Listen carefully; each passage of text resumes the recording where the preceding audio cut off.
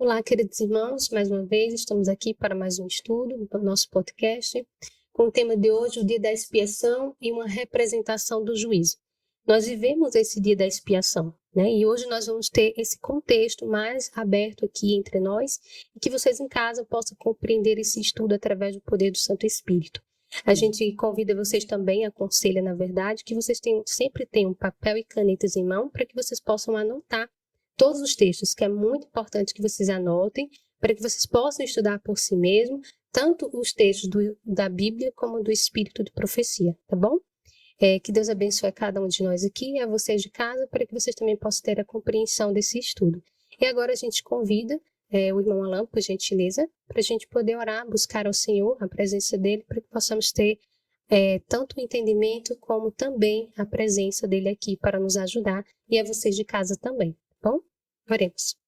Oremos. Pai querido, graças damos ao Senhor por nos conceder novamente a oportunidade de nos reunirmos entre amigos e irmãos para podermos estudar a Tua Santa Palavra. Queremos rogar ao Senhor que os Teus santos anjos nos auxiliem e que o Teu Espírito seja derramado sobre cada um de nós para podermos ministrar a Tua Palavra e também que Ele seja derramado sobre os nossos amigos que irão assistir a esse podcast para que eles possam compreender a Tua mensagem. É o que nós te oramos e desde já te agradecemos em nome do Senhor Jesus. Amém. Amém. Aqui mais uma vez, nossos irmãos, a irmã Daniele, o irmão Alan, que sempre está conosco aqui para nos ajudar a destrinchar todos os assuntos e estudos. E todas as vezes eu esqueço de falar para vocês, se vocês ainda não é inscrito em nosso canal, se inscrevam, ative o sininho, porque toda sexta-feira, a partir das 18h30, tem vídeo novo em nosso canal, tá bom? E nas quartas-feiras também, às 19h30, também tem estudo. Então, que vocês possam ficar antenados e compartilhem com seus familiares e amigos também esse canal.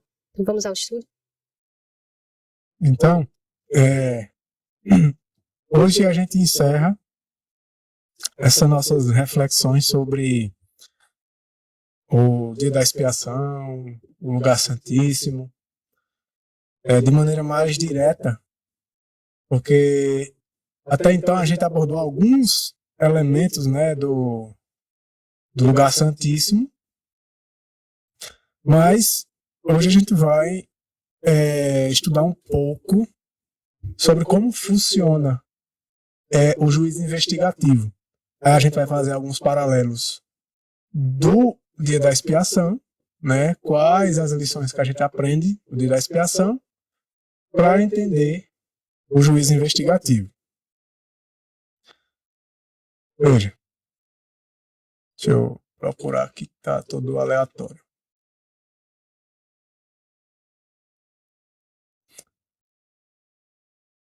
A gente não vai ler tudo, né? Porque senão seria coisa demais. Primeira coisa que é importante para a gente entender o dia da expiação é qual a relação do dia da expiação com o tempo do fim. Lá em Levítico 16, a gente vai ler algumas coisas de Levítico 16, o 23 também, e a gente vai só dar uma pincelada em alguns pontos que eu separei aí. A gente vai analisar o que significa a palavra expiação e alguns detalhes. Então, vamos abrir primeiro em Levítico 16. Levítico 16.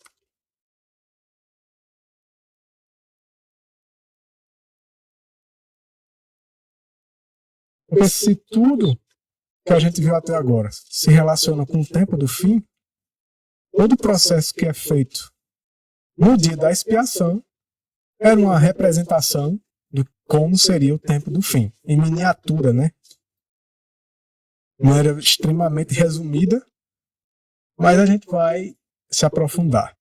Como você mesmo falou, né, tem muitos textos aí, a gente não vai conseguir abordar todos hoje pelo tempo, mas a gente pode acabar colocando na descrição, pessoal, para que vocês em casa possam estudar por si só também, tá bom?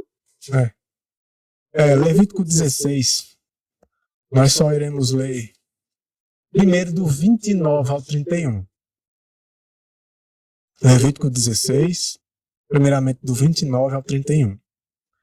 O capítulo inteiro fala sobre o dia da expiação, mas tem muitos detalhes aqui que a gente não vai poder abordar por conta do tempo, para a gente poder ler alguns textos muito importantes aí do Espírito de Profecia. Primeiramente, veja, verso 29 diz assim: E isto vos será por estatuto eterno. No 7º mês, no 10º dia do mês, afligireis a vossa alma. É importante a gente se ater a cada coisa que ocorria nessa cerimônia. Não é só o que o sumo sacerdote estava fazendo lá dentro que é importante. Aqui, quando diz afligirei a vossa alma, estava sendo dito a quem? Ao povo. Todo Israel que estava lá fora, né? Todo mundo. E não fareis trabalho algum. Esse não fazer trabalho algum é interessante. A gente vai analisar. Será que, se tem um paralelo para nós hoje, será que nos nossos dias nós não devemos trabalhar? Devemos ficar em casa, ocioso, sem trabalhar? Que tipo de trabalho é esse?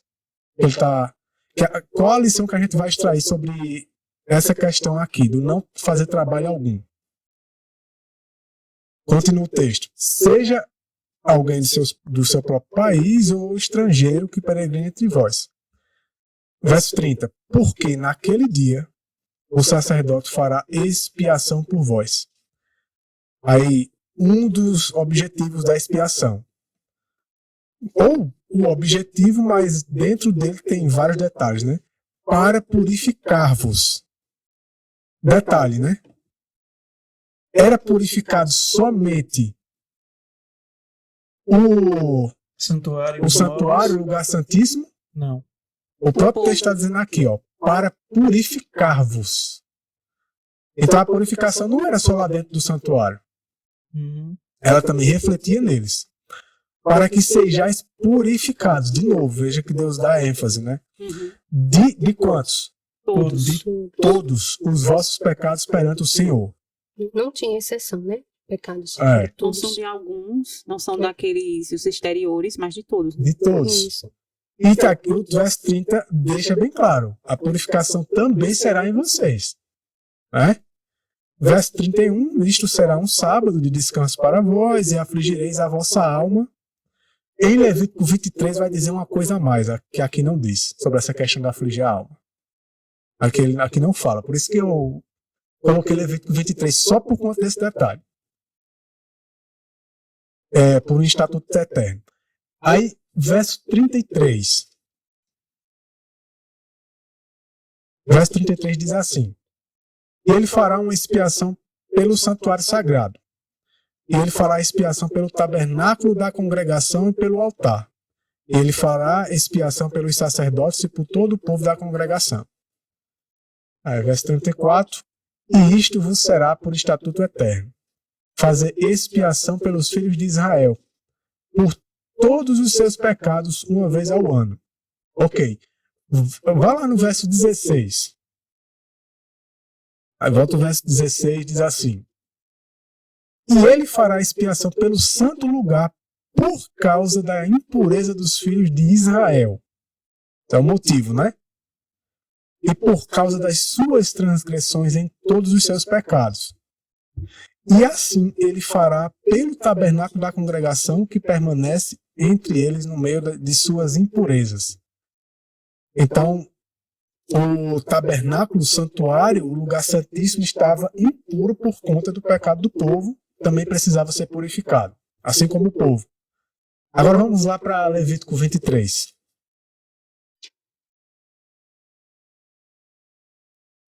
Aí a gente vai ler do verso 26 ao 32.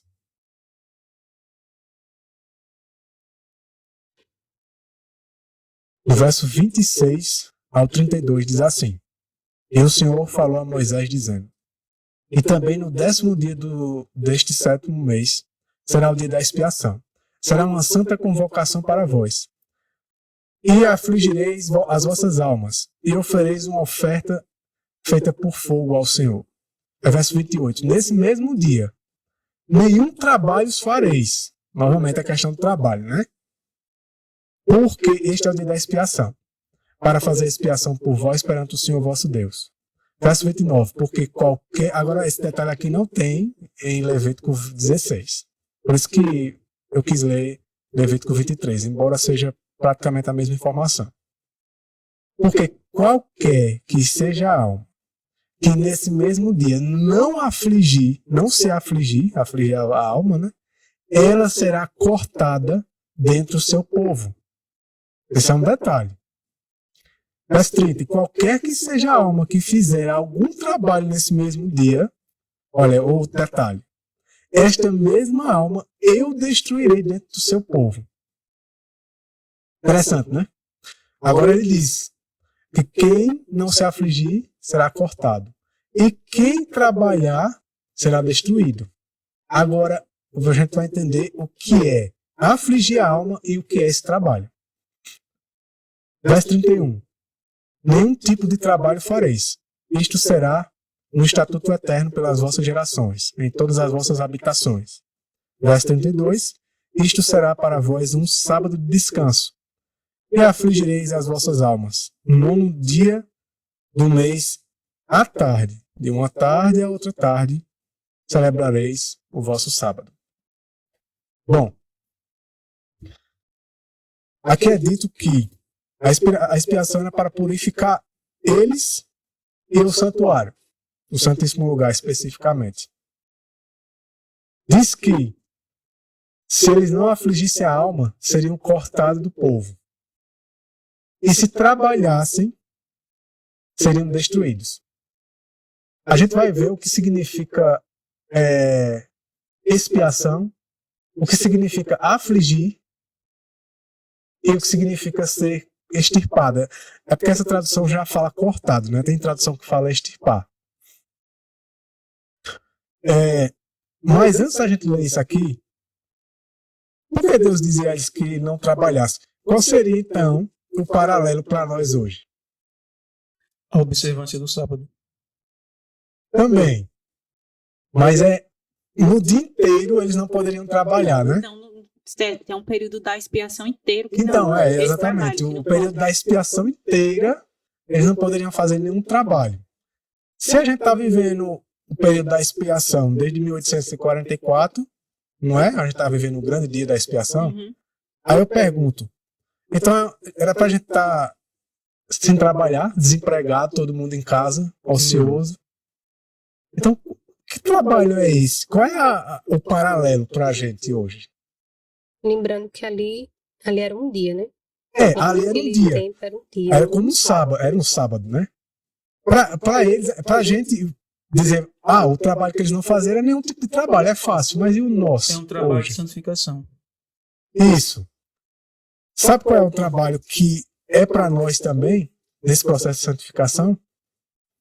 É que no período da expiação, Deus deixaria bem claro para o povo dele de que eles não seriam salvos pelas próprias obras. Então, o trabalho que tem que se parar é o de tentar A justiça própria, né? viver, aliás, tentar Atingir se a salvar, norma. atingir a norma pelas próprias obras, porque a obra ela é considerada como um trabalho, né? Não é à toa que é chamada de obra. Então, quando eu assisti recentemente, eu vi isso, foi o pastor Stephen Bork quem fala isso. Ele é aquele outro pastor Miranda. Eu achei muito interessante. Porque eu lia isso aqui e disse, tá certo, do afligir a alma eu já entendi. Já sei o que é e tudo. Mas o que é essa questão de não poder fazer um trabalho? Tem que ter um paralelo pra gente hoje. Né? Para poder fazer a comparação nos nossos dias, né? Isso. Qual é a mensagem que trouxe pra gente o despertar da consciência de que o que a gente está tentando fazer é o que eles tentaram. Tudo que o Senhor falou, nós faremos. Nossas próprias forças, do nosso próprio jeito. Qual foi a mensagem que fez a gente olhar e entender? Não é assim. A mensagem da justiça pela fé. Isso. A questão de cessar de trabalhar hoje seria o fato da gente parar de produzir as obras de justiça própria Exatamente. e passar a permitir com que a palavra de Deus produza a justiça que há na lei E a obra dele. e a obra dele. Exatamente. Nada mais, nada menos. Simples assim.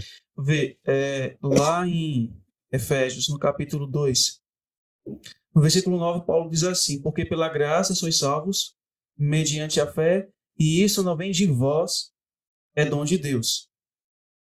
Não para que ninguém se glorie, porque somos feituras dele, Isso. criados em Cristo Jesus para as boas obras. Exatamente. E ele menciona que essas obras são feitas em quem? Em Cristo. E pela fé, né? Ele diz assim, vê, no versículo... É o versículo 10. Porque somos feitura sua, criados em Cristo Jesus para as boas obras, as quais, que é o final do verso 10, que eu não mencionei, as quais Deus estabeleceu para que andássemos nela. Tem uma outra passagem que Paulo fala que as quais Deus estabeleceu. Outra versão ele diz assim, que são feitas em Deus, Em Deus. ou por Deus. Então, as obras que nós temos que produzir, as obras de obediência, são as que são realizadas por Deus Em nós. em nós.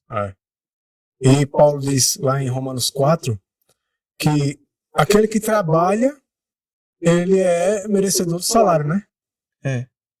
Mas aquele que não trabalha e tem fé, ele recebe a justiça computada. Uhum.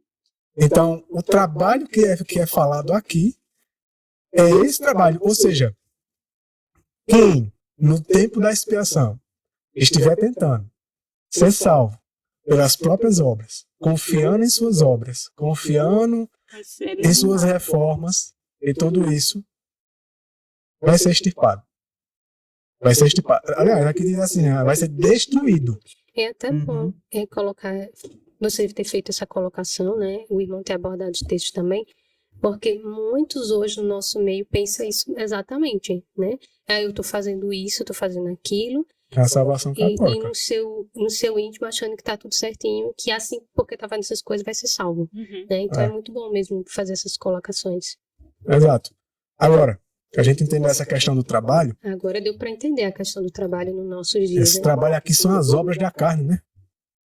É o trapo imundo. É de você querer. Não é justamente, para finalizar, não vai ser isso que vão dizer, Senhor, Senhor. Mas eu não fiz isso em seu nome, Senhor. Quando você vê Jesus descrevendo isso, a impressão, sempre que eu leio, a impressão que eu tenho é de que as pessoas elas vão falar exatamente assim. É Senhor. Como que estivesse querendo cobrar. Cobrar. Eu fiz. Eu tenho fiz. direito, né? A Se salvação, eu trabalhei, porque eu fiz isso. Se eu trabalhei, eu Eu tenho o mereço. direito de receber meu salário. Mas qual é o salário que ele tem direito? Da morte, né? O A salário do morte pecado. eterna. É. Ô, Emanuel, eu encontrei aqui o texto. Não era Efésios, não. Não é uma outra versão de Efésios. Apesar de que ali também está contido o mesmo ensino.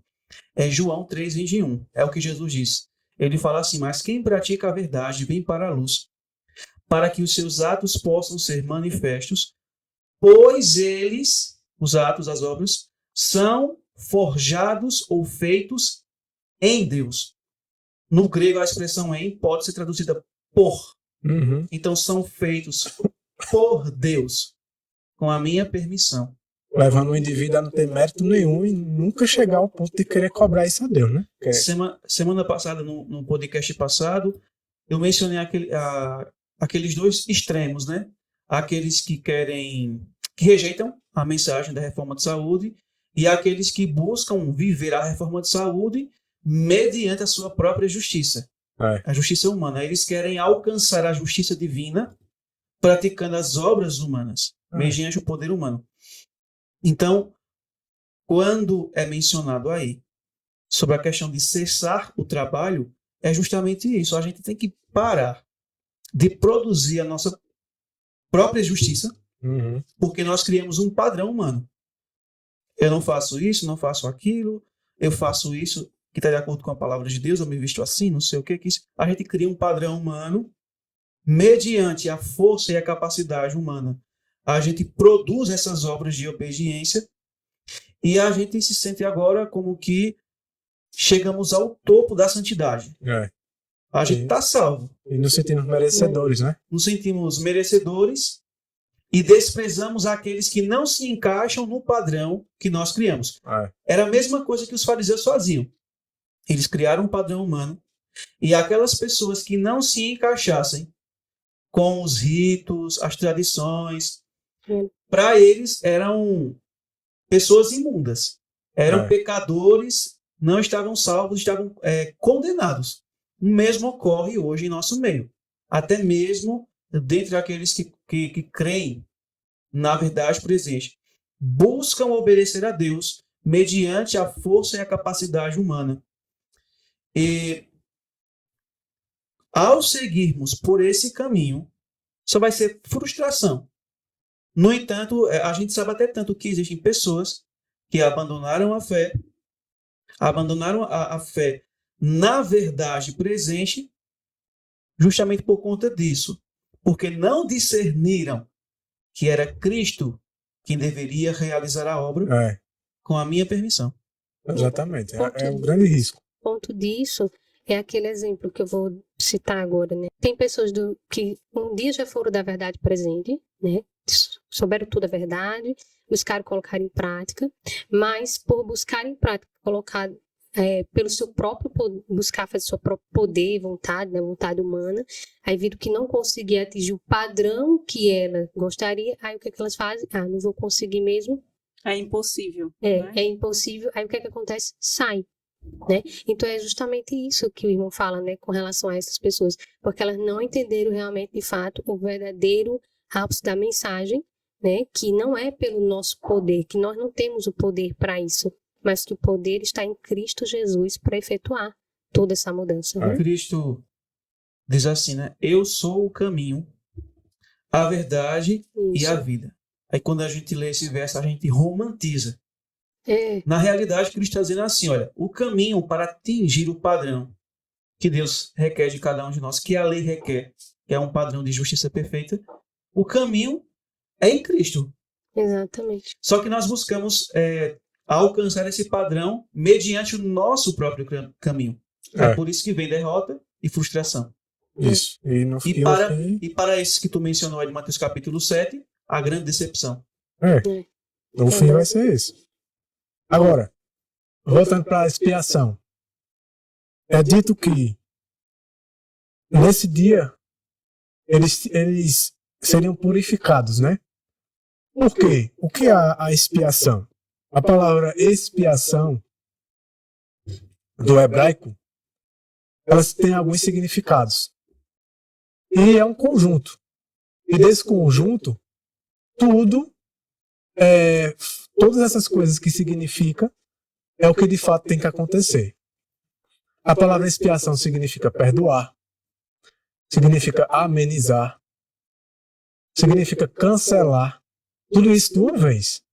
Tudo isso faz parte do processo.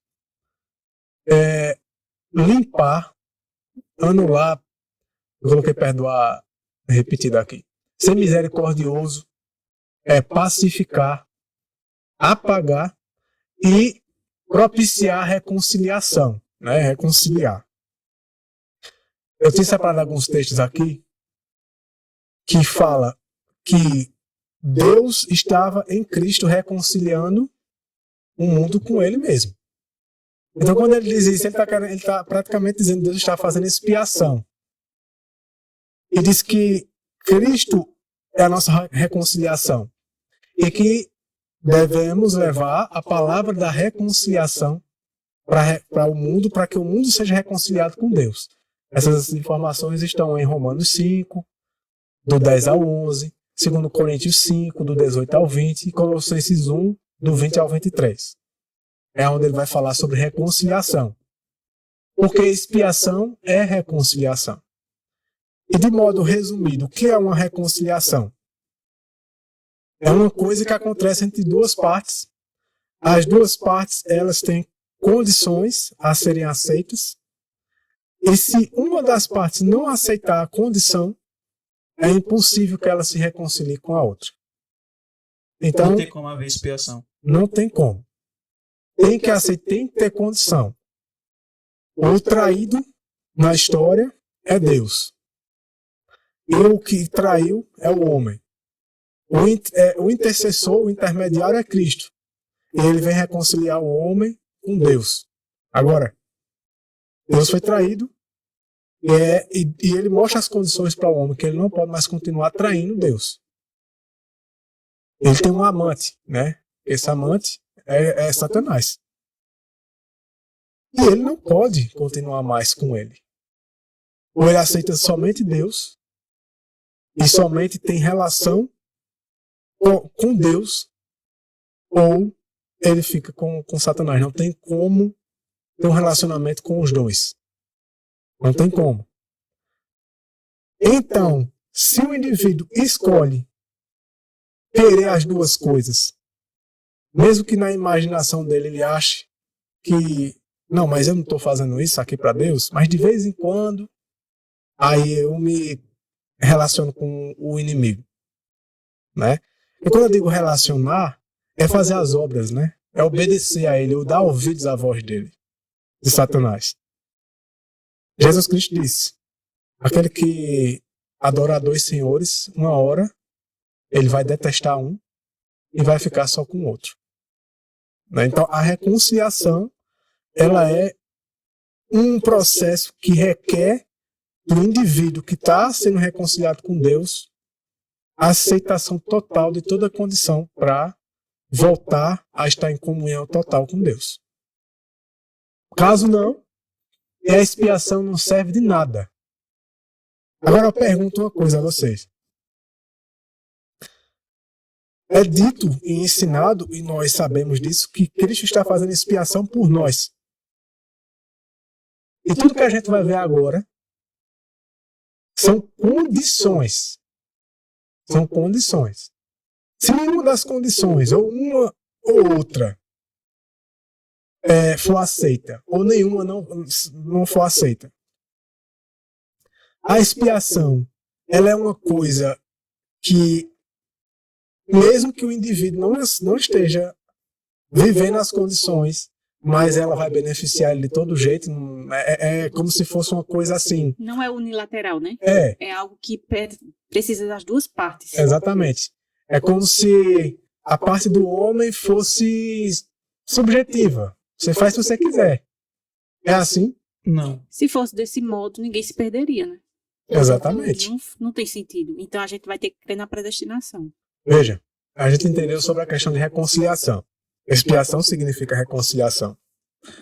Esses versos do Novo Testamento falam que Cristo está fazendo reconciliação entre o homem e Deus. Já em Mateus 6, do 14 ao 15, diz que, primeiro, né, a expiação também significa perdoar. Então, no processo de expiação, Cristo está nos perdoando. Agora, o que é que diz lá em Mateus 6, 14 a 15? Vamos dar uma conferida. Então, a gente precisa entender quais são as condições para ser perdoado, né? Então, se a gente não for perdoado, a expiação também não serve para a gente. E para a gente ser perdoado, existem condições, né, na Bíblia.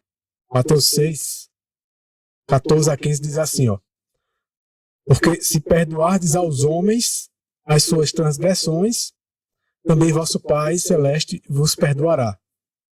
Mas se não perdoardes aos homens as suas transgressões, também vosso Pai não perdoará as vossas transgressões.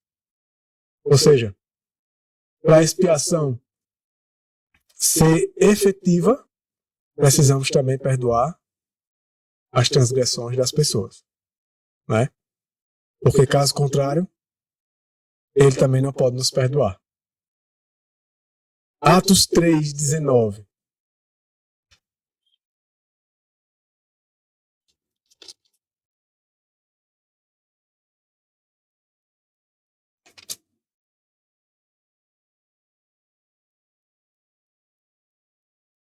Outra condição para ser perdoado. Se arrepender, Atos 3,19 diz: arrependei-vos, portanto, e convertei-vos, para que os vossos pecados sejam apagados. Então, a expiação também significa apagar, né? Apagar os pecados. E só é possível a expiação ser uma realidade se o indivíduo se arrepender e se converter, seja lá do que for. Provérbios 28:13 diz que... A gente vai abrir? Vamos dar uma olhada. Provérbios 28:13.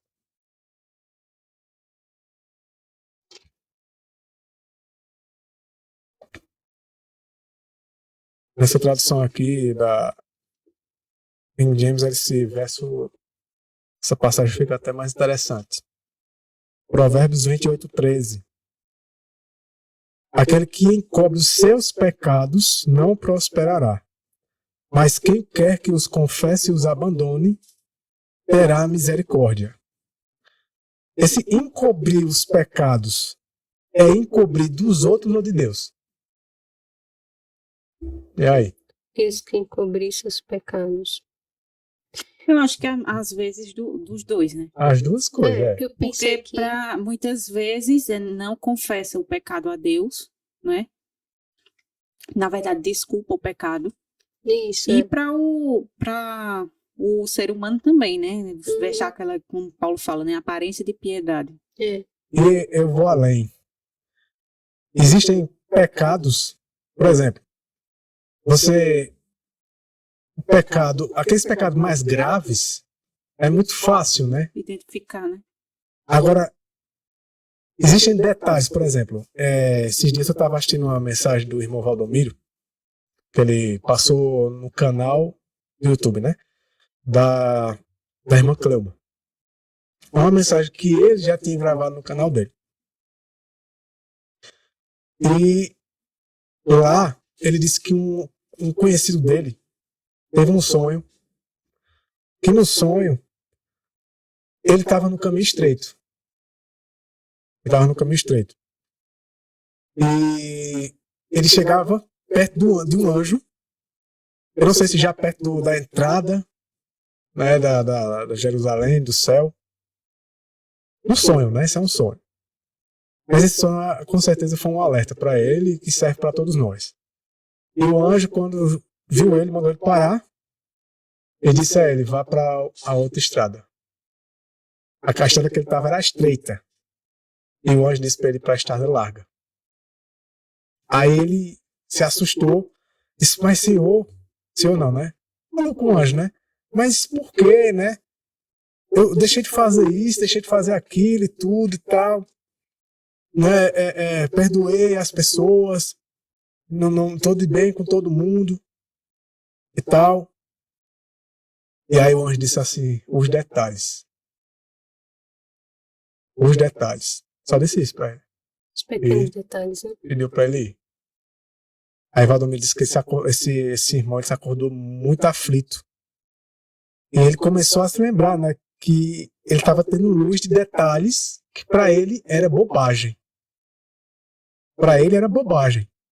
Mas que estava lá no Espírito de Profecia. E aí ele lembrou disso, né? Todas essas coisas que eu vejo como bobagem, como eu vejo como coisa secundária, Não é assim com Deus. para Deus não é assim. Ele não considera assim. Eu estou me focando mais nas coisas grotescas e mais abertas, né? Aquilo que as pessoas olham assim, que eu acho que é o meu padrão, né?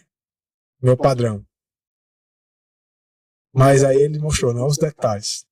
Muitos fazem E isso assim, mesmo, né? às vezes o pecado está encoberto até de nós mesmos, né? Por É. isso que Cristo diz que tem o colírio para cada um de nós, porque a gente muitas vezes não consegue entender a nossa condição. Né? Que nós somos muito piores do que aquilo que nós sabemos que somos. Então isso também está encoberto a nós. Tem tanto o colírio, né, que o Senhor pede para comprar, como também ele orienta: examinai-vos a vós mesmos. Né? Todos os dias temos que estar nos examinando.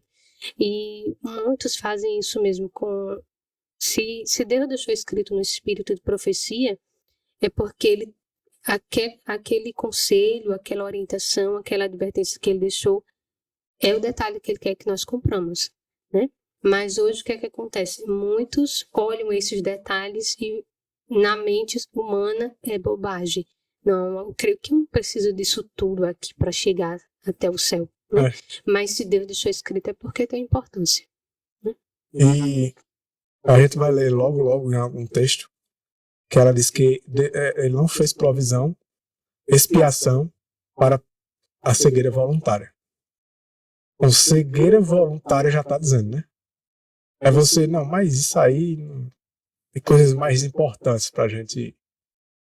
E eu estava estudando esses dias dos 2 primeiros capítulos da Conferência Geral de 1897, de Jones, onde ele vai explicar como se aplica o Espírito de Profecia, como se compreende o Espírito de Profecia.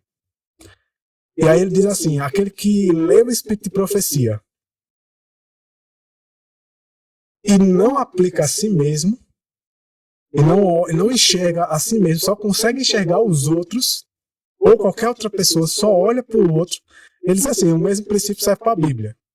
Ele diz, enquanto a gente não fazer a mesma coisa que Deus faz, a gente vai ver também esse texto aí, que Deus está julgando o caso de cada pessoa como só existisse ela na Terra.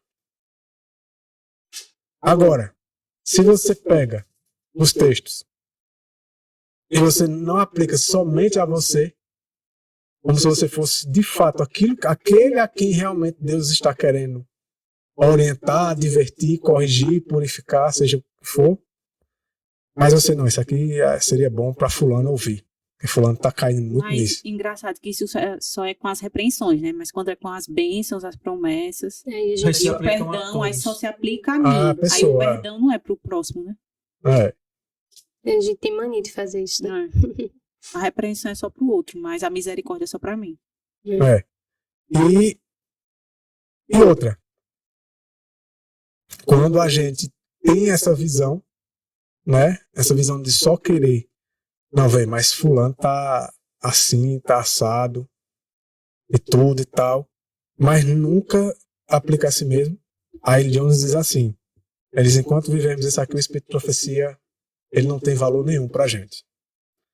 Então, encobrir, né, como diz assim, encobrir os pecados é você meio que querer tapar os olhos para si mesmo, né? Para aquilo que você acha que é bobagem em você. Por quê? Porque você olha o pecado grotesco do outro, né? E olha uma coisinha pequenininha em você e acha que aquilo ali, não é possível que se Deus aceita ele, não vai me aceitar. A gente não vai ler tudo, porque o restante dos versos vão falar sobre purificação e Ezequiel, Salmos 37, 145, 2 Tessalonicenses, capítulo 1, 1 Tessalonicenses 5, 2 Pedro 3 e Naum, capítulo 1. Todos esses versículos vão falar sobre quem será destruído. Porque o que é que acontece? Diz que quem não afligisse a alma no dia da expiação seria cortado. A palavra afligir, ela significa prestar atenção. Esse é um dos significados dela. Então, quando eles estavam lá, que Moisés dizia, aflijam a vossa alma. Moisés estava dizendo tudo isso aí, ó. Fiquem atentos. Fiquem atentos. Prestem atenção. Comecem a falar, ou seja, comecem a confessar. Comecem a testificar. Testificar o quê? Os pecados a Deus, né? E também a começar a se examinar. Comecem a dar contas. Eu pergunto, nesse período, o indivíduo, ele ia atrás dos outros para dar conta dos outros diante de Deus? Não. Não. Ele tinha que dar Era conta ele de e si Deus mesmo. sozinho ali, né? Ele tinha que dar conta de si mesmo. Era ele e Deus sozinho ali. Aí, humilhem-se e submetam-se. Então, era isso é isso que significa a palavra afligir, né? Afligir a alma. Humilhar-se e submeter. É tanto que lá em Tiago 4 fala, né? 1 Pedro 5, a gente tem que se humilhar e se submeter diante da poderosa mão de Deus. Porque caso contrário, se a gente não passar por esse processo, é dito que seríamos extirpados ou cortados, né? A palavra hebraica significa cortar, destruir, consumir, ser morto. Certo? Tudo isso era condição. Caso essa condição não fosse vivida, né? Não fosse praticada, o indivíduo ele seria com certeza destruído. Agora vamos analisar algumas informações do Espírito de Profecia. Aqui diz assim. Deixa eu sair essa barrinha aí. Está no grande conflito. Vivemos hoje no grande dia da expiação, né, no cerimonial típico. Enquanto o sumo sacerdote fazia expiação por Israel, exigia-se de todos que afligisse a alma. Ela até dá esse detalhe, ó, pelo arrependimento do pecado e pela humilhação perante o Senhor, para que não acontecesse de serem extirpados dentre o povo.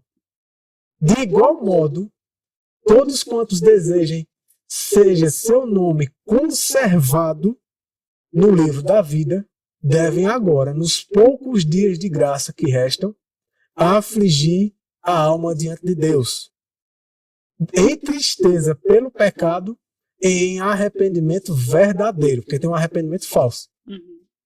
Deve haver um exame de coração profundo e fiel, não do coração do como é que você vai examinar o coração do irmão?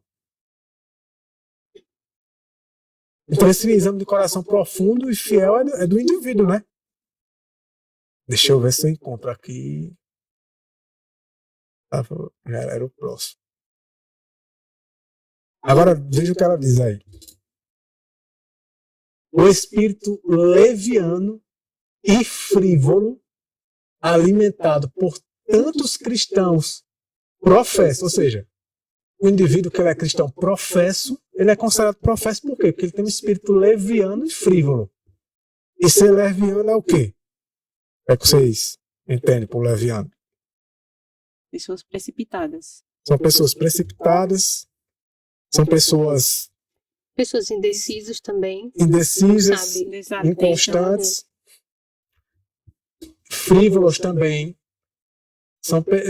É tanta coisa que diz que tem que ser deixado, não deve ser deixado. Há uma luta intensa diante de todos os que desejam subjugar as más tendências que insistem no predomínio. A obra de preparação é uma obra individual. Não somos salvos em grupos. Isso não entra na cabeça, principalmente do brasileiro. O brasileiro é complicado, porque o brasileiro tem dificuldade de estudar por si só, ele tem dificuldade de buscar em Deus uma dependência íntima e profunda, individual. Total. O brasileiro é muito de grupo. Depender dos outros. De grupo. De querer ser alimentado por alguém. Eu vou em tal Dependente, grupo, né? porque aquele grupo ali estuda muito, foca muito em Bíblia, É Espírito como se Profecia, fosse vou aprender ler. por osmose, né? Tô ali com aquelas pessoas e vou aprender. Mas não tem uma busca individual. E assim, isso, como a gente falou nos podcasts passados, isso é reflexo da educação jesuíta, né? Que foi muito forte, na nossa colonização foi jesuíta. Então, assim, você sempre depender de alguém para te explicar alguma coisa e você não achar que o Espírito de Deus, ele pode. Então, aí a gente está negando uma promessa, né? Negando uma promessa, porque Cristo disse que ele enviaria o Espírito e que ele nos convenceria do pecado, da justiça e do juízo. Então, se eu não acho que né? Nós não temos capacidade em nós, mas que a busca que nós temos em Cristo, né? Que podemos ser habilitados a compreender as Escrituras, eu preciso de outra pessoa que me instrua, então eu estou negando a promessa que Cristo deixou. É a capacidade dele, né? Dele mesmo De nos instruir. ensinar a pessoa e capacitar a pessoa. Porque aí não é só uma questão de conhecimento. Aí também é uma questão de terceirizar o conhecimento e a salvação. Você entregar a sua alma. Né? Não é à toa que algumas na mão pessoas, dos outros. quando elas são abordadas com relação a alguns assuntos, aí elas fazem assim: ah, mas eu vi fulano de tal falar. Foi ele que falou, eu aprendi dele. Né? Não tem aquela E convicção mestres de... fazem mestres para si, né? Isso, não tem convicção Isso. de ouvir uma mensagem e dizer, não, agora eu vou tirar minha conclusão por mim mesmo. Vou estudar a Bíblia, vou buscar a Deus em oração, pedir a intercessão do Espírito Santo para eu compreender. Não. Ouve, assiste, fica no que assistiu e quando é abordado no assunto não sabe explicar. Aí fala, eu assisti de fulano ou eu ouvi de fulano. E assim, né? Diz assim, mas fulano é muito bom, rapaz. É que nem o irmão o Alex essa semana na live. Tô mencionando porque tá na live, né?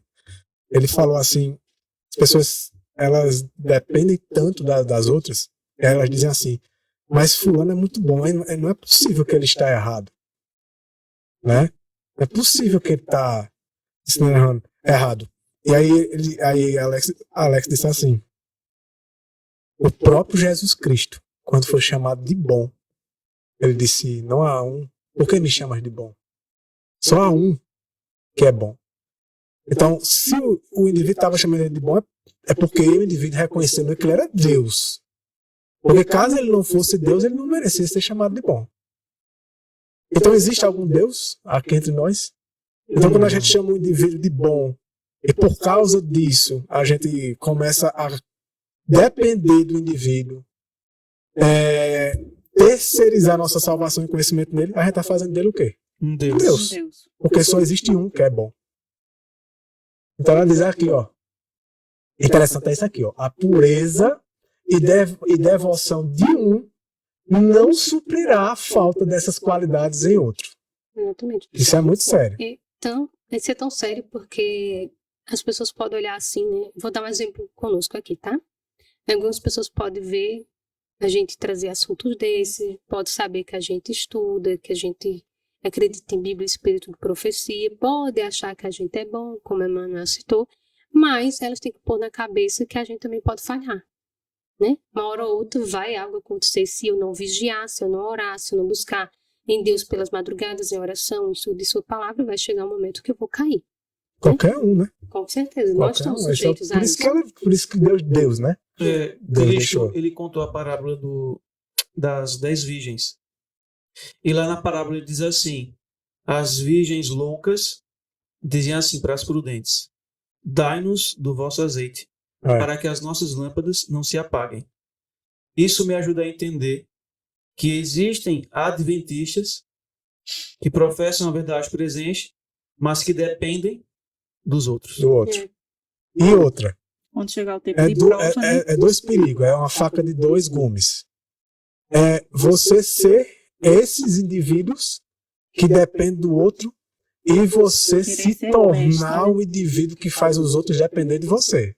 Isso é um grande risco. Discípulos seguindo um mestre e um mestre produzindo discípulos. Isso. Ele fala, o Egon fala sobre isso, né? No livro Cristo Anticristo, que ele diz assim, que muitas vezes a gente foca só na questão do papado em si. Mas tem muitos se fazendo papas assim, né? Entre nós, porque querem ter... Querem né? dirigir a mente dos outros. Dirigir a mente dos outros e formar discípulos. E não é só Cristo, todos nós somos discípulos dele. Fazem isso e não se apercebe do grande erro, né? Não é à toa que Deus sempre tirava de cena alguns que Deus sabia que era sincero e que estavam começando a idolatrar aquele indivíduo, né? Por exemplo, o Martinho Lutero mesmo. Ellen White fala disso. Ela diz que Deus tirou ele de cena. Deus ocultou ele. É tanto que ele não morre, né, como um mártir, né? E no grande conflito nem fala como foi que ele morreu. A gente sabe que ele morreu, tem relatos, né, da morte dele e tudo. Mas, enfim, por quê? Porque já estava começando a idolatria. Já estavam trocando, já? Já estavam trocando. Saindo do papo e indo pra ele. Quando aquele personagem que foi ensinar liberdade religiosa, não foi liberdade de consciência, aí foi o que eles disseram. Roger. Pode falar, é Roger alguma coisa o nome dele. Eu acho que é Roger, né? Que o que foi que eles falaram, os seguidores de Martinho Lutero? Martinho Lutero não ensina isso. Aí Roger Williams. Roger Williams. Aí eles consideraram esse Roger como um herege. Um herege. E O começaram a caçar espírito ele. papal predominava ainda. Exatamente. A raiz, né? A semente, na A verdade. semente estava lá. Por isso que tem esse perigo, né? Embora todas as nações devam passar em juízo perante Deus, examinará ele, Deus, né? O caso de cada indivíduo com um exame tão íntimo e penetrante como se não houvesse outro ser na terra. Isso é muito forte, né? Cada um deve ser provado e achado sem mancha ou ruga ou coisa semelhante. É interessante que, do mesmo jeito que é verdade que Cristo teria vindo morrer por uma única pessoa, ele também está analisando a pessoa como só existisse ela. Né? E é um exame bem minucioso. Bem minucioso. E o indivíduo tem que ter cuidado para não estar encobrindo, né? Encobrindo, achando que Deus... Ezequiel 18, do 21 ao 24, é bem conhecido da gente, mas vale a pena só dar uma revisada, pelo menos nesse 21 a 24. Por quê? A gente vai entrando nesse assunto. Primeiro diz no verso 20, né? A alma que pecar, essa morrerá. E diz que o filho não vai carregar a iniquidade do pai, e nem o pai a iniquidade do filho. A justiça do justo ficará sobre ele, e a perversidade do perverso ficará sobre ele. É uma coisa extremamente individual. Um não passa para o outro, né? Aí no verso 21, contudo, se o perverso se desviar de todos os seus pecados que cometeu, e guardar todos os meus estatutos, e fizer aquilo que é lícito e certo, certamente viverá. Ele não morrerá. São as condições, né? Todas as suas transgressões que cometeu não serão mencionadas. Mencionadas quando e aonde? No juízo investigativo. Isso. Exatamente. Tu tá lendo qual verso? 22. Aqui diz assim. Todas as suas transgressões que cometeu não serão mencionadas. E aqui diz assim: não haverá lembrança contra ele. Isso. Por quê? Porque vai ser apagado. Apagado. E por que vai ser apagado?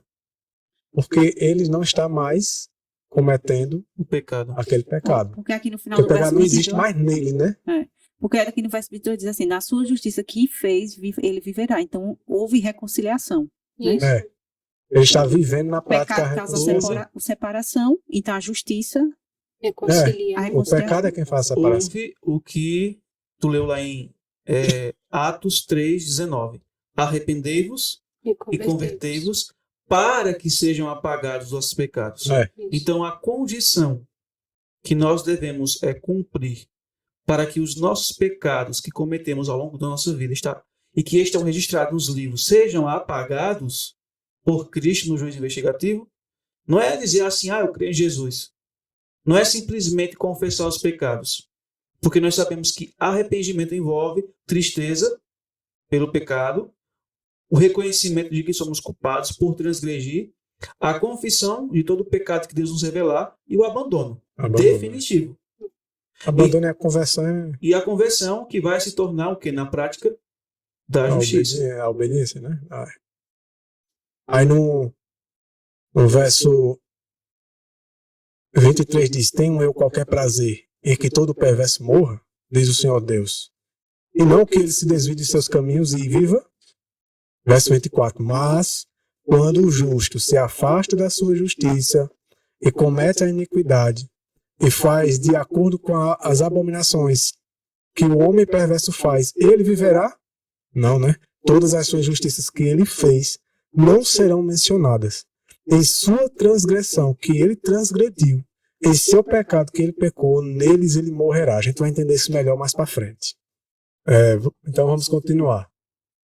Aqui no Grande Conflito diz assim, a obra do juiz investigativo, a extinção dos pecados deve efetuar-se antes do segundo advento do Senhor. Visto que os mortos são julgados pelas coisas escritas nos livros, é impossível que os pecados dos homens sejam cancelados antes de concluído o juízo em que seu caso deve ser investigado. Então, aquilo que a gente leu em Ezequiel, o indivíduo ele pode Porque assim, é ensinado que quando o indivíduo é batizado, aí os pecados dele ficou tudo ali no tanque batismal, né? Acabou os pecados, foi lançado tudo Nas nas profundezas. profundezas do mar e acabou. E aí, aqueles que não estudam, né? Vivem a vida na igreja achando que todos os seus pecados já foram perdoados. Então ele pode continuar cometendo os pecados que ele continuava, tranquilo. O importante é que lá no céu eles não existem mais, já estão tudo apagados lá. Eles já estão tudo no fundo do mar. Então, consequentemente, não importa se o pecado ainda está com o indivíduo, se ele ainda está cometendo. O importante é que para eles é ensinado que o importante é estar lá no céu. Eu me lembrei agora de uma irmã que essa semana eu estava conversando com ela.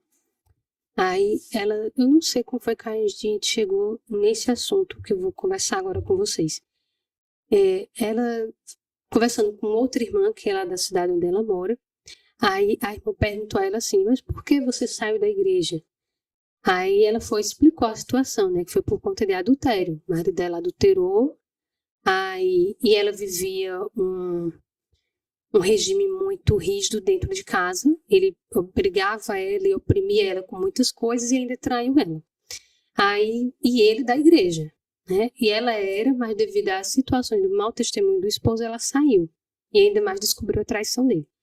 Aí a irmã perguntou a ela assim, e essa irmã já tem um histórico bem, não a que foi traída, mas a que estava conversando com ela, tem um histórico bem complicado também dentro da igreja.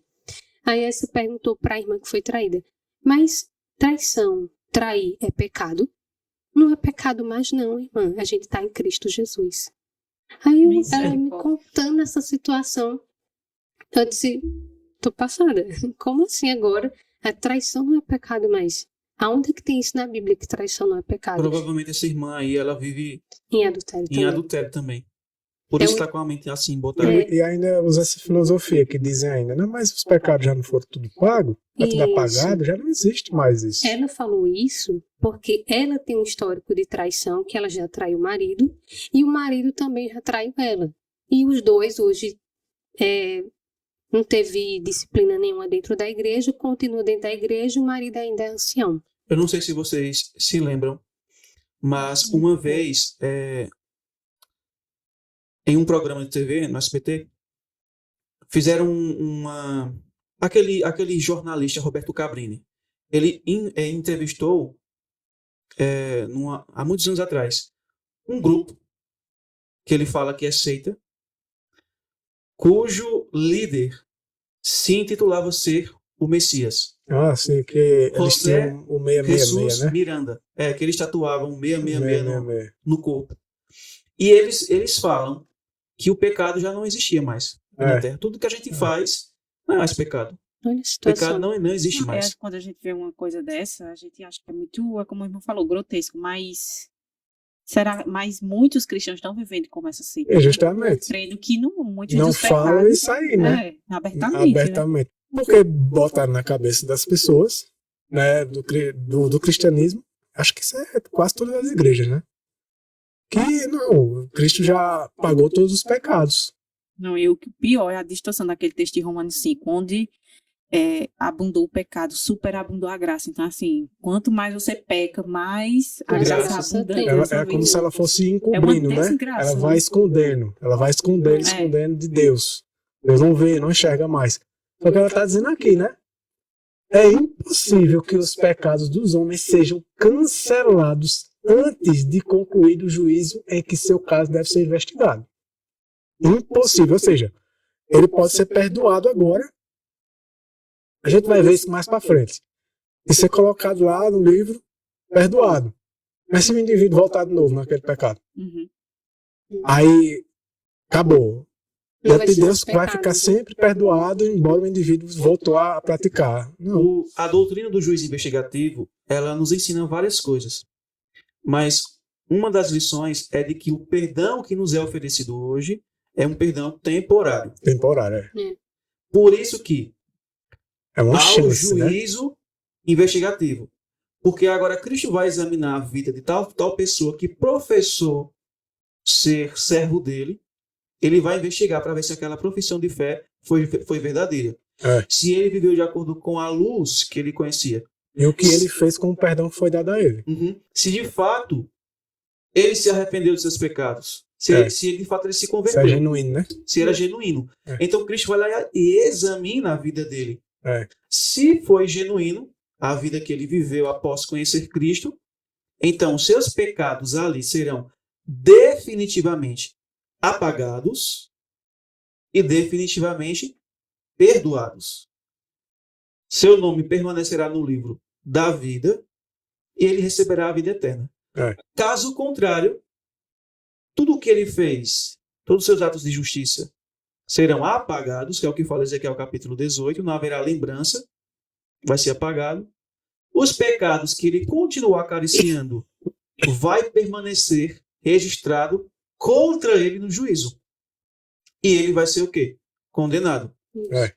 Definitivamente agora perdido. Exatamente, a gente vai ver mais isso aí.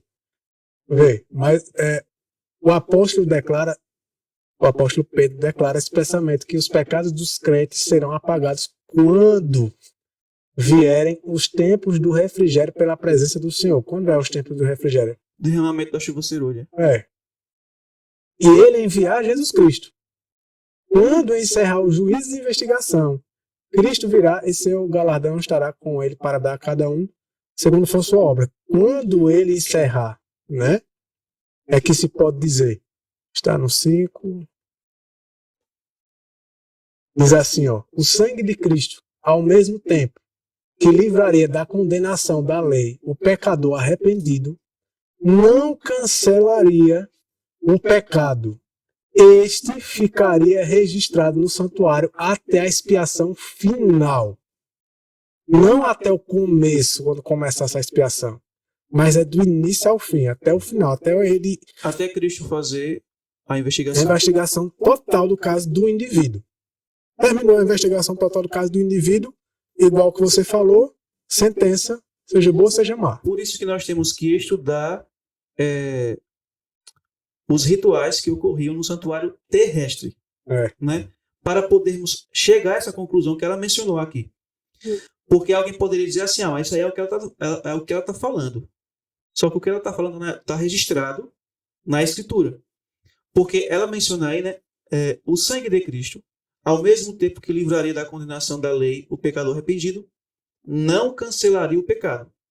Este ficaria registrado no santuário até a expiação final, até ser investigado. Quando nós vamos para o santuário terrestre, o pecador arrependido, deixa bem frisado aqui, pecador arrependido, não é aquele que fingiu estar arrependido. O pecador arrependido trazia o animal sem defeito para o pátio, colocava suas mãos sobre a cabeça do animal, confessava o seu pecado ou os pecados dos quais ele estava arrependido. De maneira simbólica, aquele pecado ou pecados era transferido para o animal. Em seguida, o animal era morto. Uma porção do seu sangue era colocada num recipiente. O sacerdote entrava no lugar santo e aspergia aquele sangue no véu. Se você analisar o véu, ele tem anjos bordados, né? Assim, as ilustrações de anjos. Isso. E o sangue era aspergido ali. E ali permanecia até quando? Até chegar o dia 10 do 7º mês, que era o dia da expiação final, para purificar aqueles pecados e tirar eles de lá. Então, até chegar o dia 10 do 7º mês, que representado em nossos dias é o juízo investigativo, até chegar esse dia, o pecado permaneceria lá. E vejam, o sangue era aspergido no véu. E naquele sangue foi transferido para o sangue de maneira simbólica o pecado que o pecador havia confessado. Isso. Então está registrado. Ficou lá registrado até o dia da expiação. E quem é que registra? Os anjos. Por isso que eles estão bordados na cortina, no véu. Então, os anjos relatores relatam tudo que a gente faz, pensa, sente, tudo está ali registrado.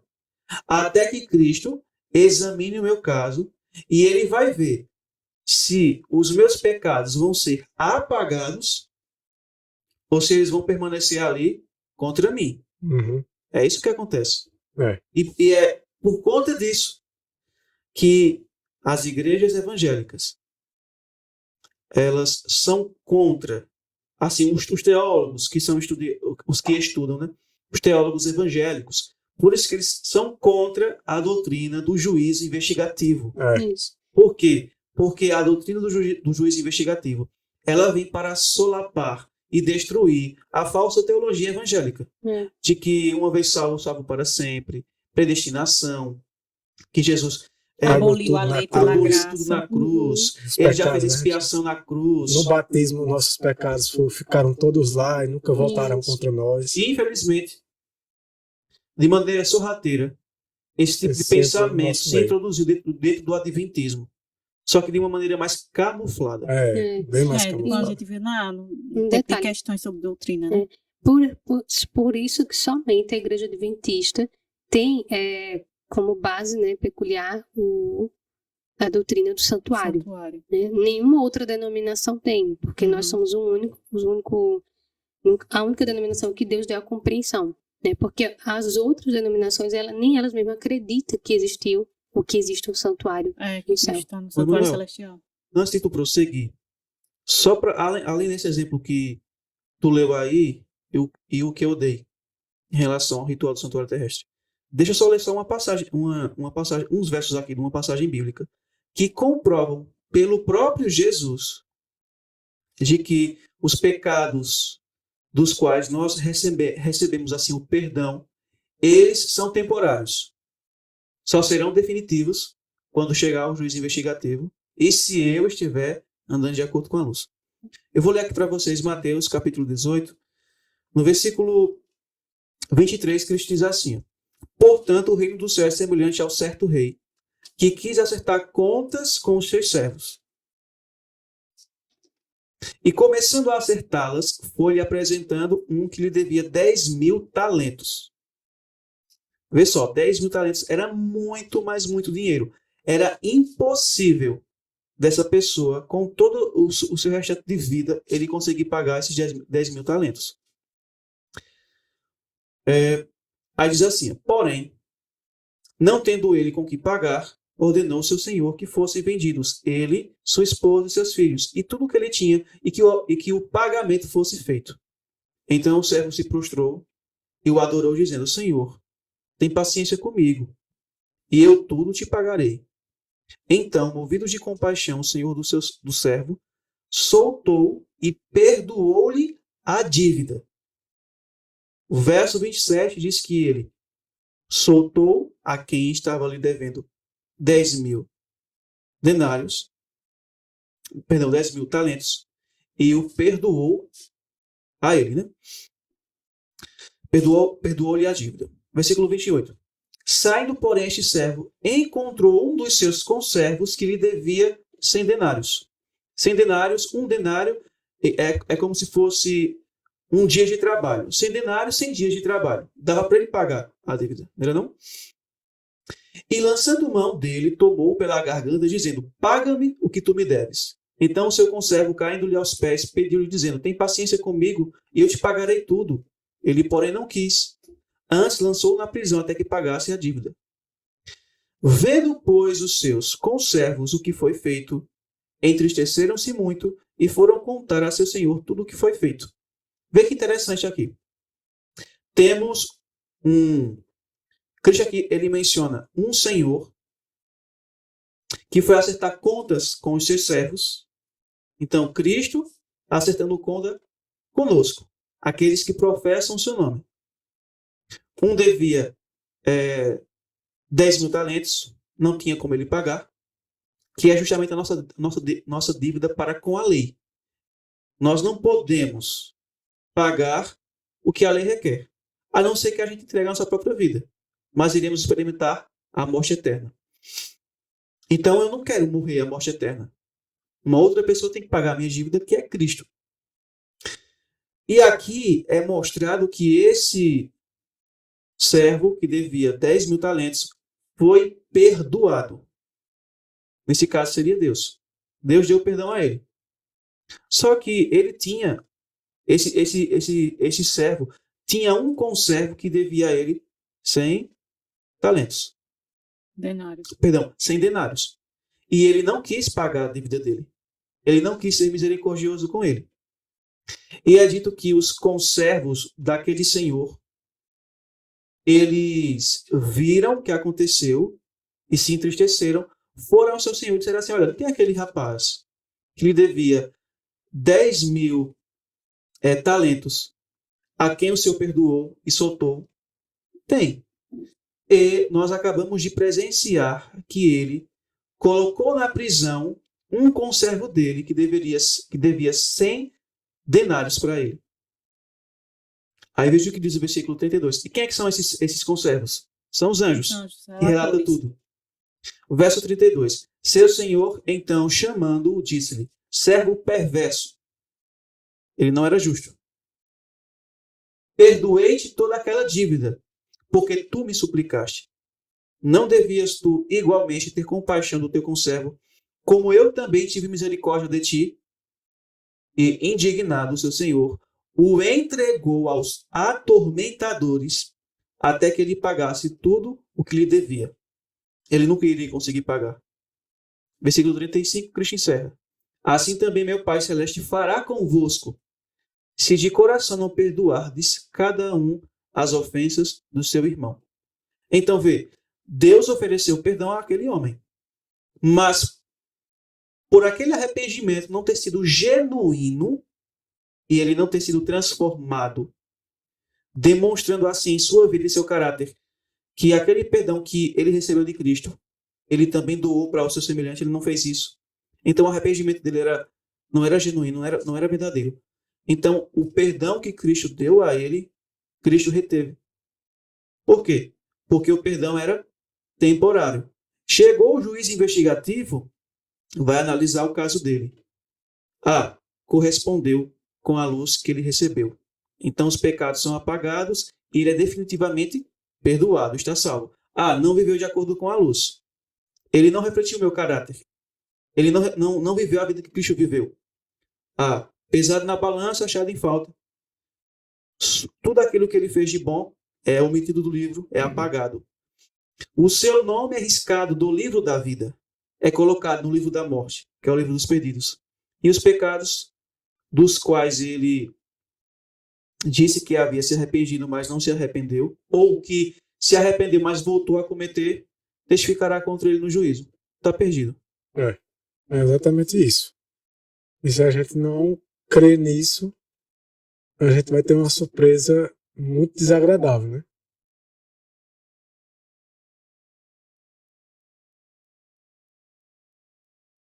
Aqui diz assim, no grande dia da paga final, os mortos devem ser julgados pelas coisas que estavam escritas nos livros, segundo as suas obras. Então, pela virtude do sangue expiatório de Cristo, os pecados de todo verdadeiro arrependido serão eliminados dos livros do céu. Então, significa que só nessa ocasião, né? Nessa ocasião é que os pecados serão apagados, como a gente já está adiantando. Agora tem essa informação que é importante, que diz assim, em seus sofrimentos e morte, Jesus fez expiação por todos os pecados de ignorância, mas não foi tomada nenhuma providência para a cegueira voluntária. Isso é muito sério porque a cegueira voluntária é uma escolha, né? É escolha. Ignorância, eu acho que só Deus é capaz de saber quem está. Eu acho muito presunçoso da pessoa achar que o indivíduo está na ignorância ou não. Né? Porque acho que só Deus é quem sabe. Às vezes a gente julga errado, né? Às vezes a gente acha que o indivíduo está sendo teimoso, mas ele realmente está na ignorância mesmo. E às vezes a gente acha que o indivíduo está na ignorância e ele não está. Né? A gente tem essa probabilidade de errar no julgamento. Por isso que o julgamento não é dado a gente, né? Agora, para mim encontrar o 9.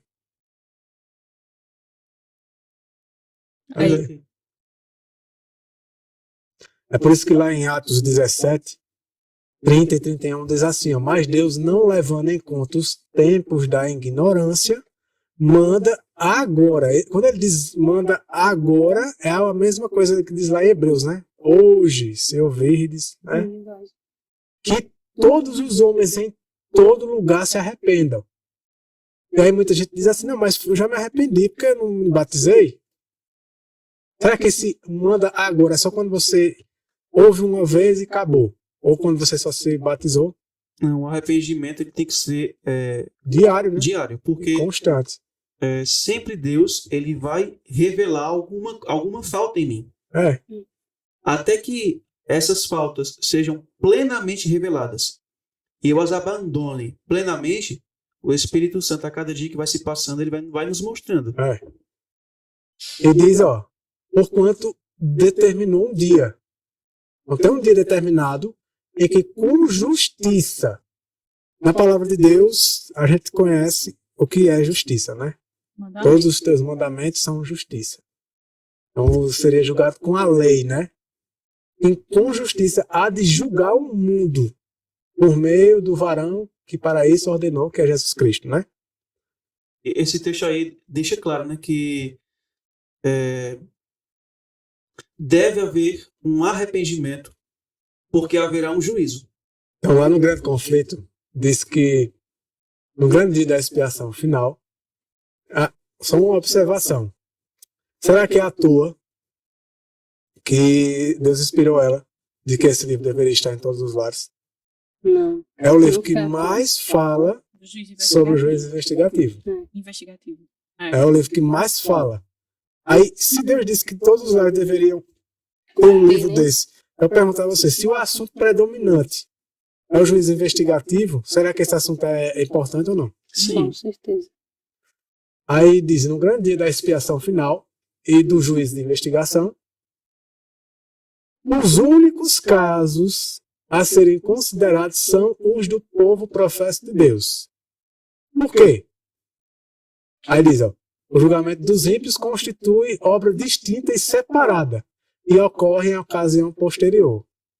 Sim, é porque os únicos casos era só o do professo povo de Deus. Professo. Detalhe, professo povo de Deus. Porque nem todos aqueles que professam, que dizem ser cristãos, são de fato cristãos. Mas mesmo assim, entrariam no julgamento. Eles entram no julgamento porque professor, né? Eles professam ser povo de Deus. E no ritual do santuário terrestre, unicamente os israelitas era quem participavam das cerimônias de sacrifícios, no dia da expiação, eram somente eles. Se houvesse algum estrangeiro, era porque eles haviam se convertido ao judaísmo. E agora professavam.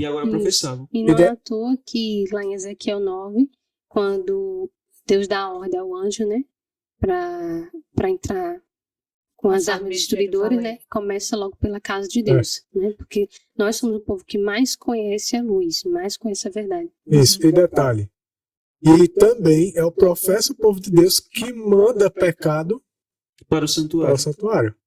Um ímpio que não tem nada com Deus, não se arrepende de nada, ele manda algum pecado para lá. Não. Ele nem confessa, não se arrepende de nada. Para ele. Porque como no santuário terrestre, né, ali como Alan falou, ele mencionou, o pecado era transferido para o sangue do animal e ali era aspergido nas cortinas e era o registro. Assim também, quando a gente confessa o pecado, né, ele é levado para o santuário. Então, assim, como você diz, o ímpio ele não faz parte desse processo, porque ele não está confessando, ele não se arrepende, ele não confessa. Um pagão, né? Um pagão, ele não fazia os sacrifícios de animais, gentios, ia até o santuário terrestre e pedia para que houvesse ali aquele sacrifício ritual, para que o sacerdote entrasse no lugar santo e aspergisse o sangue. Ele não participava disso. Então, o juízo não é para o pagão. O juízo dos ímpios será durante o milênio. Vamos lá. Não é Marcos 16, diz assim, ó, quem crê e for batizado será salvo. Quem crê, né? Não é só ser batizado. Esse crê é em tudo, né? Toda a palavra. Mas quem não crê, é interessante dessa sentença aí, diz que mais quem não crê será condenado. Veja que ele não diz assim, ó, mas quem não crê e não for batizado será condenado. Então, veja, aqui deixa bem claro, né? O próprio Jesus Cristo dizendo que mas quem não crê será condenado. Em Marcos ele diz assim, será. Lá em João 3, ele diz assim, João 3,18. O primeiro é Marcos 16,16. E João 3,18 diz assim, quem nele crê não é condenado, mas quem não crê já está condenado, por não crer no nome do Filho unigênito de Deus. Esse crer é só que ele existe? É só acreditar que as histórias são verdadeiras e que ele falou era verdade? Não. É não só acreditar que o que ele falou era verdade, mas isso tem uma verdade na vida da pessoa, né?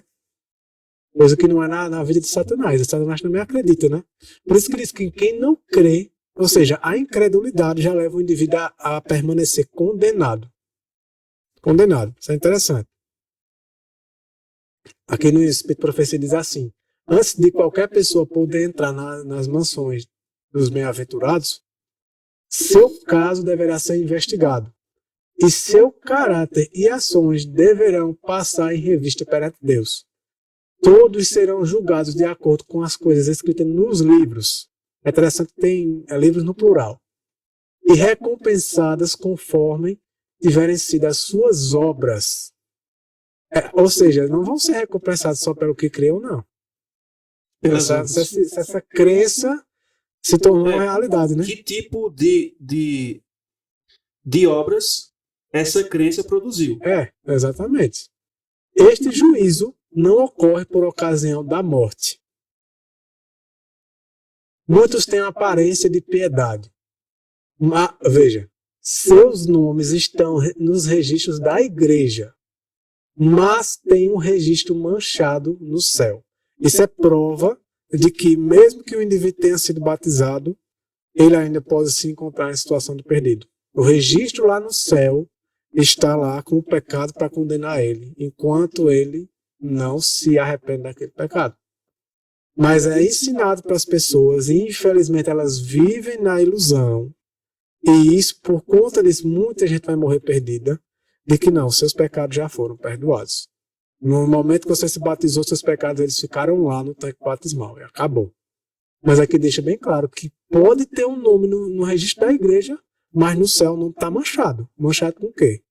Com um registro de pecado ao lado dele, pelo qual não houve arrependimento. Né? O anjo relatou escrever fielmente suas ações. É o que ela já tinha falado.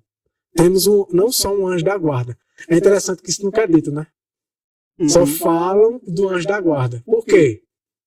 Só falam do anjo da guarda. Porque é algo bom. Ele protege, ele livra você, né? Enfim, é um benefício, de fato é. Porém, existe também um anjo relator.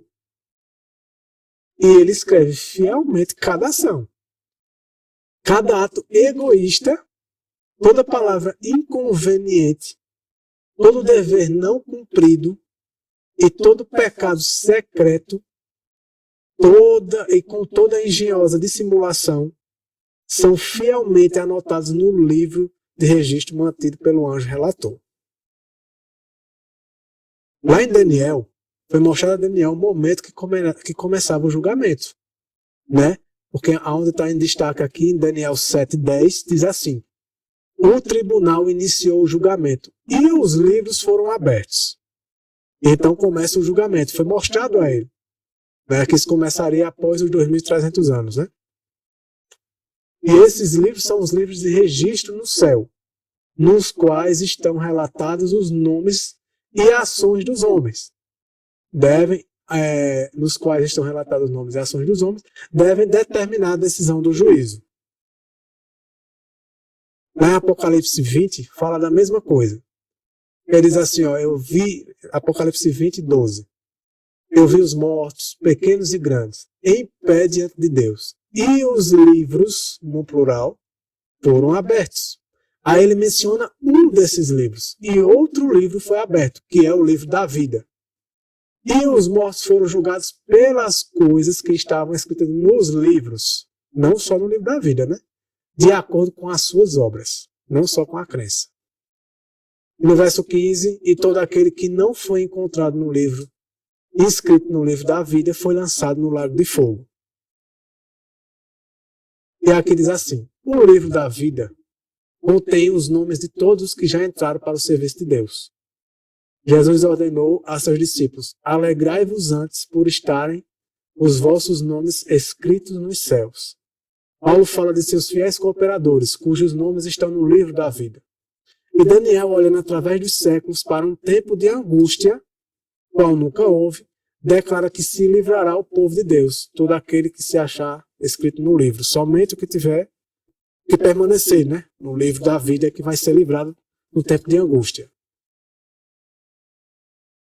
Lá em Malaquias, cita outro livro. Aí diz assim, ó, Malaquias 3,16. Então aqueles que temiam ao Senhor falavam frequentemente uns aos outros, que temiam a Deus, né? E o Senhor atentou e ouviu. E um livro memorial foi escrito diante dele, para os que o temiam, temiam ao Senhor e pensavam no seu nome. Então esse livro memorial diz assim: as suas palavras de fé, seus atos de amor, acham-se registrados no céu. No livro memorial de Deus, toda ação de justiça se acha imortalizada. Você percebeu que o livro memorial... Aliás, eu vou fazer a pergunta. O livro memorial é o mesmo livro da vida? O livro o quê? Não. O memorial e o livro da vida são o mesmo livro ou são São dois distintos. São distintos. Diferentes, né? São distintos? Por que? Eu também cheguei a essa conclusão. Por quê? Será que em várias passagens da Bíblia cita o nome livro da vida? Aí, em outra passagem, vai dar outro nome para ele? Aí é confundir, né? E você, peraí, que livro é esse? Significa que um tem uma função e o outro tem outra função. E para ficar mais claro isso, o plural, os livros. Por isso que tem Então, vários, né? não Os é livros. o mesmo. Então, veja, o livro memorial, ele tem uma função diferente do livro da vida. Porque diz que ali toda tentação resistida, todo mal vencido, por isso pela graça de Deus, né? A obra de Deus no homem. Toda palavra de terna compaixão que se proferir, acham-se fielmente historiados. E todo ato de sacrifício, todo sofrimento e tristeza, suportado por amor de Cristo, encontra-se registrado. Aqui não vai estar registrado as tristezas e sofrimentos por conta de egoísmo, de coisas egoístas, não. Né? Só por amor a Cristo. Há também um relatório dos pecados dos homens. Quando ela diz há também, significa o quê? É a mesma coisa do que estava sendo dito antes? Não. É um outro relatório. Outro livro, é. Né? São relatórios com funções diferentes. Há também um relatório dos pecados dos homens.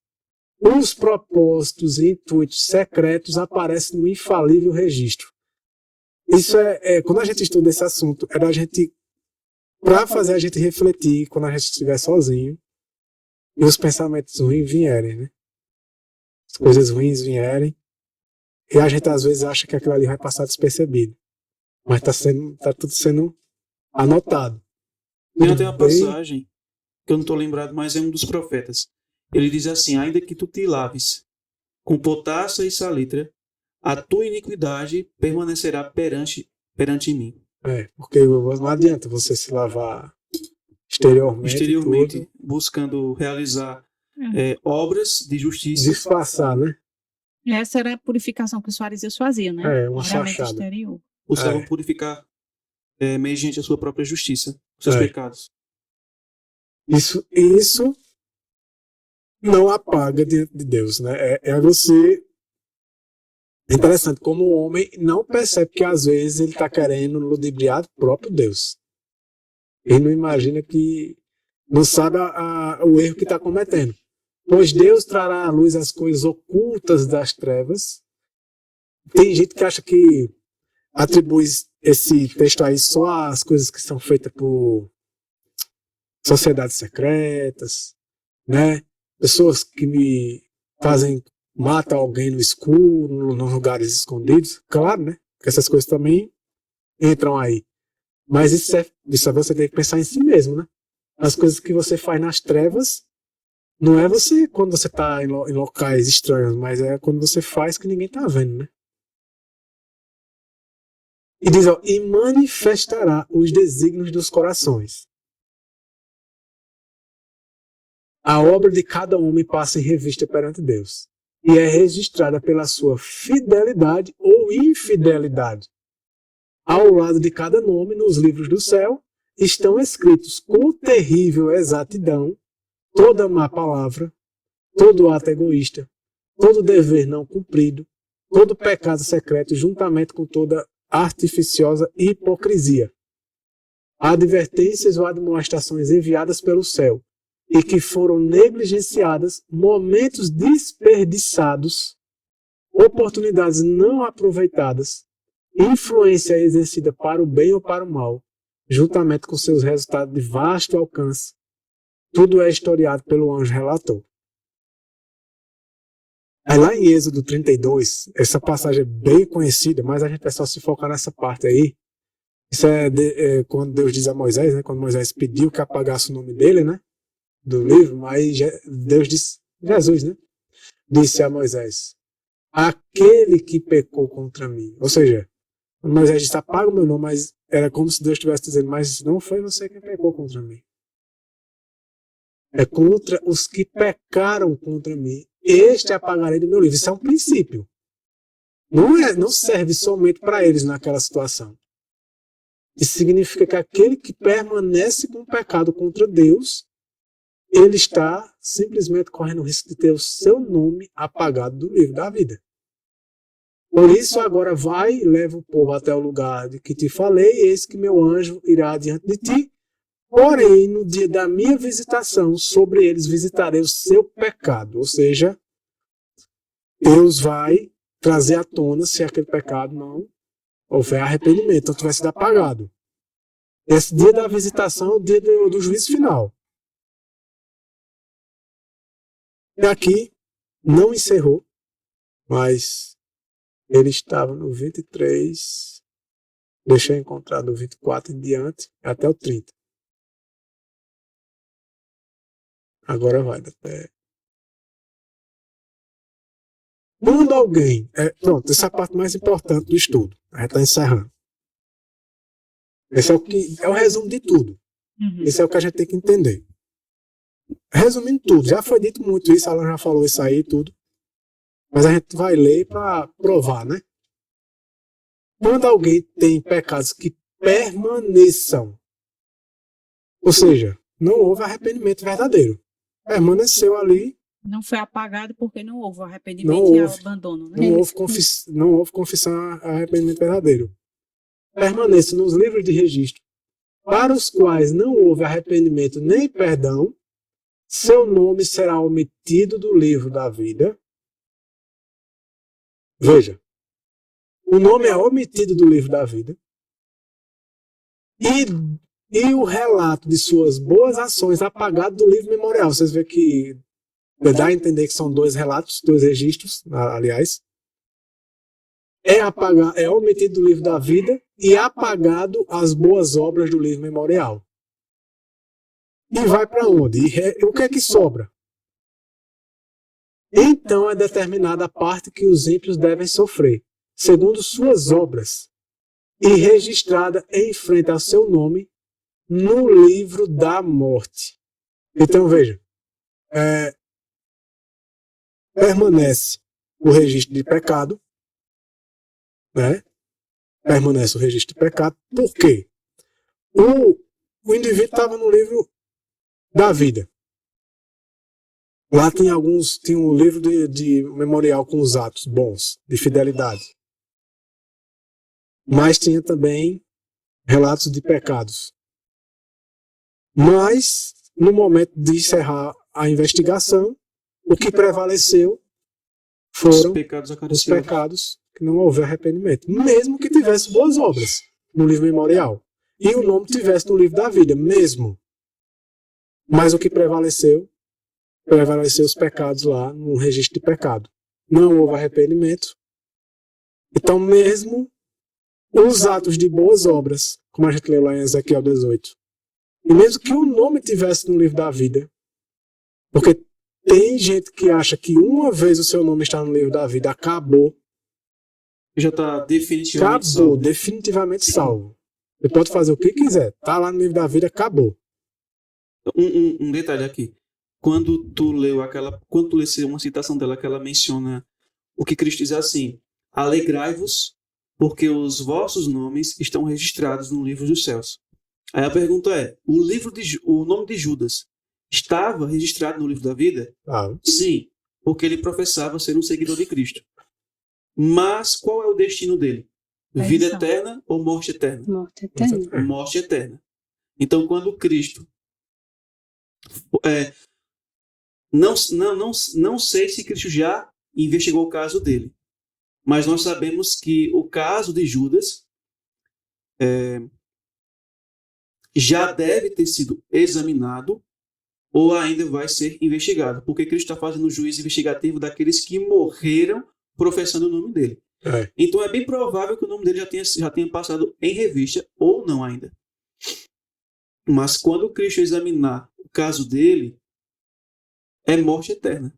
mesmo que estivesse lá no livro da vida. Vai ser apagado do livro da vida, porque ele pecou contra Deus, e vai ser colocado no livro da morte. Passa para o livro da morte. Permanece o registro de pecado e, consequentemente, vai para o livro da morte. E aí é só esperar a sentença. Uhum. Em João 12, 47, 48, Jesus disse, né, e se algum homem ouvir minhas palavras e não crer, eu não julgo. Porque eu não vim para julgar o mundo, mas para salvar o mundo. Quem me rejeitar e não receber as minhas palavras já tem que eu julgue. Por que eu coloquei essa passagem? Porque qual vai ser o padrão, o critério de julgamento? Né? A gente tem que saber, né? É um julgamento, tudo isso está acontecendo, aceita esse nome, rejeita esse nome, está registrado no livro da vida, pode sair, o pecado permanece, tudo é baseado em quê? Como que é investigado? Junto com a palavra que eu tenho falado, essa o julgará no último dia. A palavra de Deus é o padrão do julgamento. Lá em Tiago 2,12 diz assim: assim falai e assim procedei, como os que hão de ser julgados pela lei da liberdade. Não é pela lei que seremos julgados. A lei será o padrão, né? A tua justiça é a justiça eterna, e a tua lei é a própria verdade, porque seremos julgados pela verdade. E diz o Espírito de Profecia: a lei de Deus é a norma pela qual o caráter e vida dos homens serão aferidos no juízo. Por que vocês acham que Satanás faz de tudo para o povo não sentir gosto pela palavra de Deus? Porque essa é a norma do juízo. E a única forma de nós sermos aprovados no juízo é conhecendo a palavra de Deus, conhecendo a sua lei e colocando em prática. Mas se ele tira isso da nossa vida, nós iremos seguir a quem? A ele. Através dos homens. E iremos praticar a lei do pecado, que é a transgressão. E a Bíblia, ela ou é distorcida para que alguns acabem mal entendendo ela, porque praticamente hoje nós temos o livro do julgamento em nossas mãos. Temos o livro do julgamento em nossas mãos.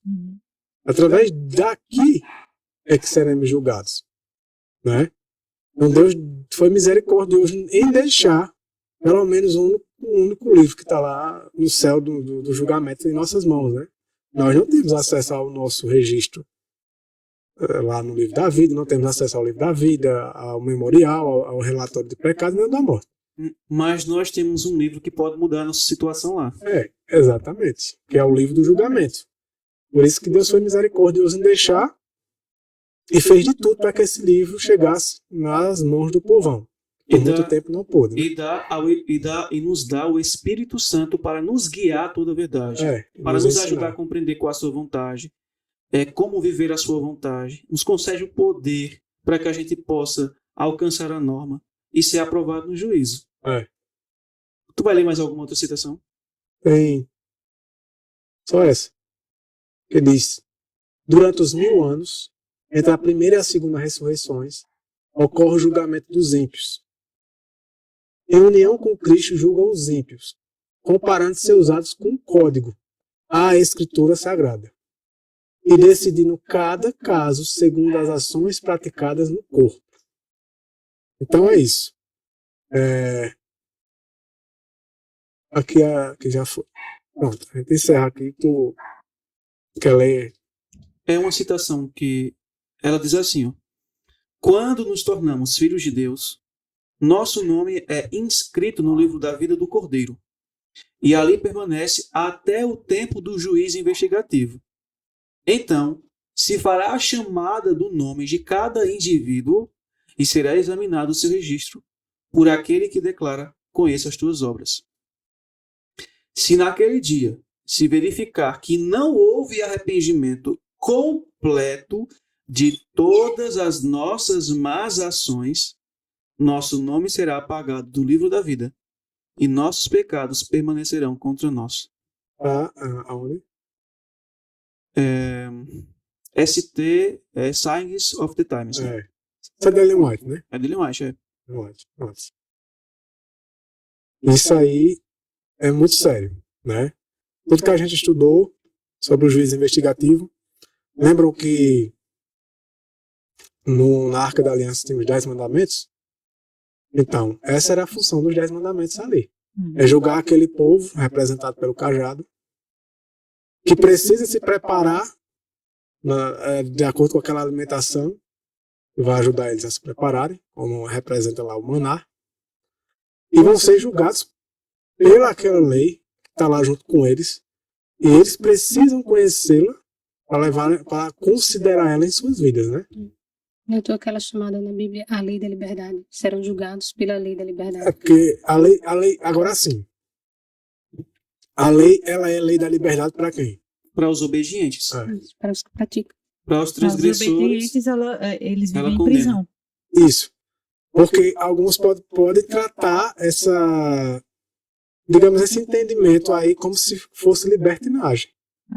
A lei da liberdade, eu já vi, inclusive, pessoas dizendo assim: essa lei aí não é a lei dos 10 mandamentos, é a lei da liberdade, é a lei que Jesus Cristo deu, nos libertou da lei lá de Moisés. O Tiago explica que é a lei de Deus. É isso. Ele vai falar do adultério, né? Isso, porque tem gente que diz que, Assassinato. olha, essa lei que ele está citando aqui não é a lei de Moisés, não, com os 10 mandamentos, não. É a lei que libertou daquela lei a lei. E A lei que nos deu liberdade.